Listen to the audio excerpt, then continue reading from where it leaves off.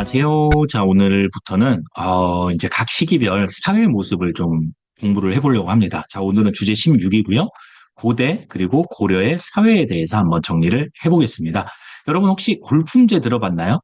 신라 거죠. 네, 그 얘기를 좀 할 거고요. 그리고 이제 고려시대의 신문제는 어떻게 운영이 됐고, 고려의 여성의 지위는 어떠했는지까지 우리가 한 방에 정리를 해보겠습니다.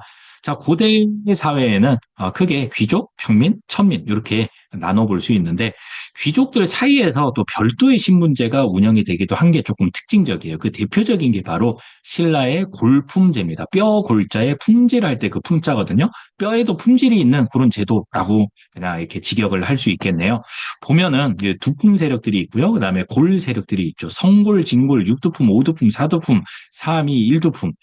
원래 다 귀족들이에요. 귀족들을 이렇게 좀 분류를 한 건데 성골은 이제 왕족이라고 생각을 하면 되겠습니다. 진골은 우리가 보통 생각하는 그런 귀족, 높은 귀족들을 이야기를 하는 거고요. 그다음에 육두품은 그 다음 이제 끝발 날리는 이제 그런 약간의 하급 귀족 그런 느낌이라고 생각을 하면 됩니다. 그것보다 조금 낮은 게 오두품, 사두품이고요. 삼두품, 이두품, 일두품은 거의 뭐 이제는 뭐 평민 정도의 수준으로 나중에는 전락하게 됩니다. 이렇게 되는데 굉장히 차별이 심했다는 거죠. 올라갈 수 있는 관직의 등급도 이제 신분에 따라서 달랐고요. 입을 수 있는 옷도 달랐습니다. 와, 옷도 차별했습니다. 당연히 같은 신분끼리만 결혼할 수 있었겠죠. 마치 인도의 카스트 제도처럼요.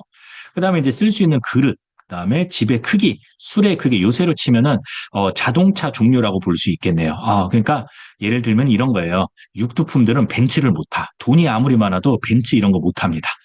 최고 등급이 그랜저야. 뭐 이런 식으로 여기 수레가 좀 되게 여러분이 안 와닿을 텐데 뭐 요새로 치면은 뭐 자동차 정도라고 생각을 하면 되겠습니다. 이렇게 철저하게 이렇게 뭔가 신문에 따라서 제약을 뒀던 게 바로 신라의 골품제다라는 거예요. 그래서 이제 신라 말이 되면은 좀 이렇게 공부를 해서 많이 똑똑한 그런 육두품 세력들의 불만이 굉장히 많아지게 되는 거죠. 자, 평민들은 주로 생산 활동에 종사하는 사람들이고, 이제 이들이 주로 세금을 부담을 하게 됩니다. 천민 하면은 대부분이 다 노비다라고 생각을 하면 되고요. 여러분, 노비는 이렇게 생각하면 돼요. 그냥 사람의 형상을 한 물건이라고 생각을 하면 됩니다. 지금 우리의 개념으로는 좀 이해가 안 되겠지만, 이 당시 사람들은 그렇게 생각을 했던 거예요. 그러다 보니까 이 노비들은요, 물건처럼 주고받을 수 있어요. 사고 팔 수도 있고요. 또 이렇게 상속의 대상이 되기도 하고요. 그리고 퀴즈. 천민들, 노비들은 세금을 냈을까요? 안 냈을까요? 세금을 내지 않았습니다. 왜 그렇죠? 아까 뭐라 그랬어요? 노비는요, 사람의 모습을 한 물건이잖아요. 물건, 여러분 물건, 뭐 필통이 세금 내는 거 봤어요? 그런 거 없잖아요. 사람만 내잖아요.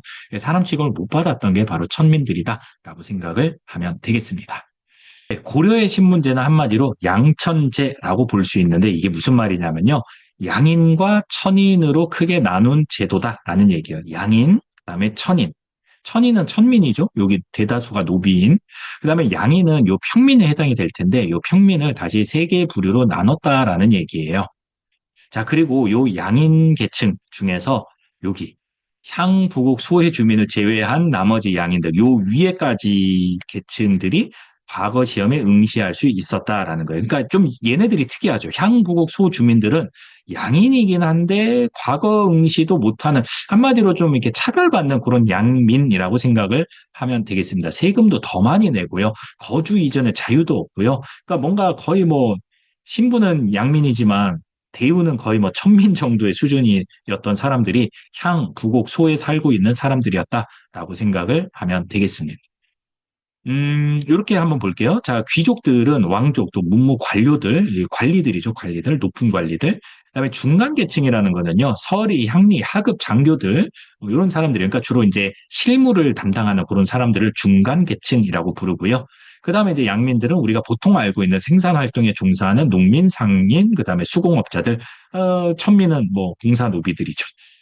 그렇지만 지금 우리 개념에서는 되게 좀 폐쇄적인 그런 신분제라고 볼 수 있지만 신라의 골품제에 비해서는 상당히 또 개방적인 모습을 볼 수 있습니다. 한마디로 신분 상승이 가능했다라는 얘기인데요.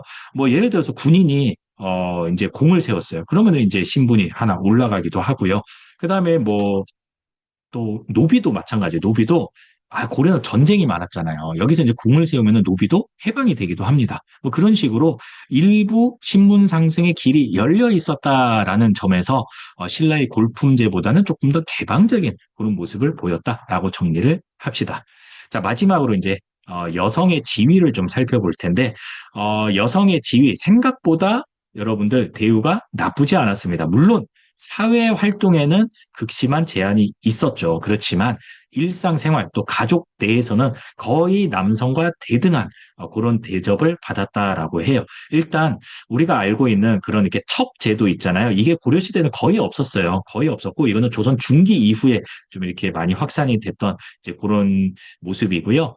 고려 때만 해도 일부 일처제 이게 거의 뭐 일반화 됐었고요. 그다음에 호적에도 여성이 올라갈 수 있었고, 그다음에 재산 상속도 아들이랑 차별 없이 딸들이 받았다라는 거예요.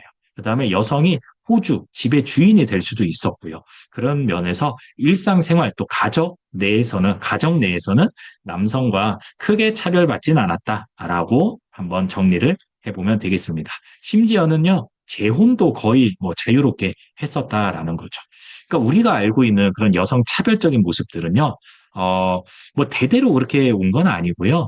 조선 중기 이후에 갑자기 차별이 굉장히 심해지는 그런 모습을 보게 될 겁니다. 자, 오늘은 여기까지 정리를 마치겠습니다. 수고했습니다. 안녕.